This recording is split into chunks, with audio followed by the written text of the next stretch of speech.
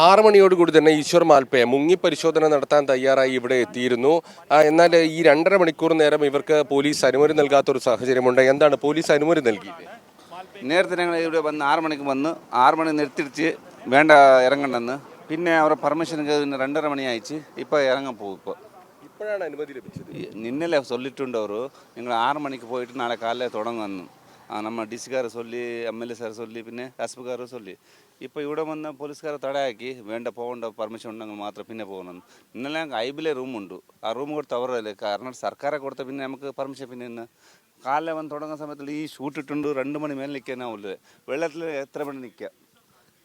ഇപ്പോൾ ഞാൻ ഇപ്പോൾ അവസാനം ഡി സിക്കാർക്ക് ഫോണാക്കി, ഡി സിക്കാർ 10 മിനിറ്റ് ഫോണാക്കി പിന്നെ ഫോണ് എത്രയൊക്കെ എടുത്തില്ലേ, പിന്നെ എസ്പിക്കാർക്ക് ഫോണാക്കി, എസ്പിക്കാർ നമുക്ക് പൊയ്ക്കോ എന്ന് ചൊല്ലി മുങ്ങി പരിശോധന നടത്താൻ പോവുകയാണ്. മുങ്ങി പരിശോധന എന്താണ് പ്രതീക്ഷ?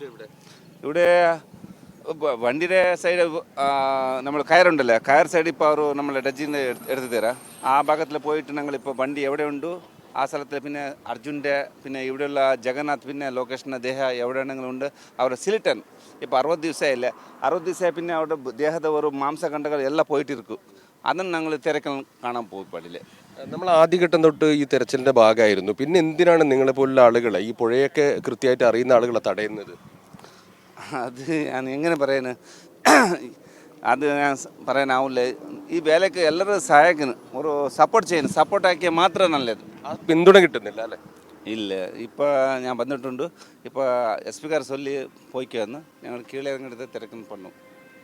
6 മണിക്ക് എത്തിയതാണ് ഈശ്വർ മാൽപ്പയെ, പക്ഷേ അനുമതി നൽകിയില്ല പുഴയിൽ മുങ്ങി പരിശോധന നടത്താൻ. ഇന്നലെ മുതൽ തന്നെ ഈശ്വർ മാൽപ്പയെ ആവശ്യപ്പെടുന്നതാണ് ഡ്രഡ്ജർ ഉപയോഗിച്ച് പരിശോധന നടത്തുന്നതിന് മുമ്പായി ഒരു മുങ്ങി പരിശോധന നടത്താം. കാരണം പുഴയിൽ ജലനിരപ്പ് കുറഞ്ഞിട്ടുണ്ട്, അതോടൊപ്പം പുഴയിൽ തെളിഞ്ഞ വെള്ളമാണ്. അപ്പോൾ പരിശോധന നടത്താൻ കൃത്യമായി സാധിക്കും. ആദ്യഘട്ടത്തിൽ പരിശോധിക്കുമ്പോൾ കലങ്ങിയ വെള്ളമായതിനാൽ കൃത്യമായി കാര്യങ്ങൾ മനസ്സിലാക്കാനും കൃത്യവിവരങ്ങൾ ലഭിച്ചിരുന്നില്ല. ഇപ്പോൾ പുഴയിൽ തെളിഞ്ഞ വെള്ളമായതിനാൽ തന്നെ പരിശോധന നടത്തിയാൽ എന്തെങ്കിലും വിവരം ലഭിക്കുമെന്നാണ് ഈശ്വർ മാൽപ്പയെ പറയുന്നത്. എന്നാൽ ഇവിടെ എത്തിയപ്പോൾ പോലീസ് തടയുന്നൊരു സാഹചര്യമായിരുന്നു. ആ സ്യൂട്ടൊക്കെ അണിഞ്ഞുകൊണ്ട് 2.5 മണിക്കൂർ നേരം ഇവിടെ വെറുതെ നിൽക്കേണ്ടി വന്നു. ഇപ്പോൾ ഏതായാലും അനുമതി ലഭിച്ചിട്ടുണ്ട്. മുങ്ങി പരിശോധന നടത്താനാണ് തീരുമാനം. അല്പസമയത്തിനകം ഈശ്വർ മാൽപ്പയെ മുങ്ങി പരിശോധന നടത്തുമെന്നാണ് അറിയിച്ചിരിക്കുന്നത്. ഈശ്വർ മാൽപ്പയെ കൂടി പരിശോധിക്കുമ്പോൾ കൂടുതൽ വിവരങ്ങൾ എന്തെങ്കിലും ലഭിക്കുമെന്നാണ് പ്രതീക്ഷിക്കുന്നത്.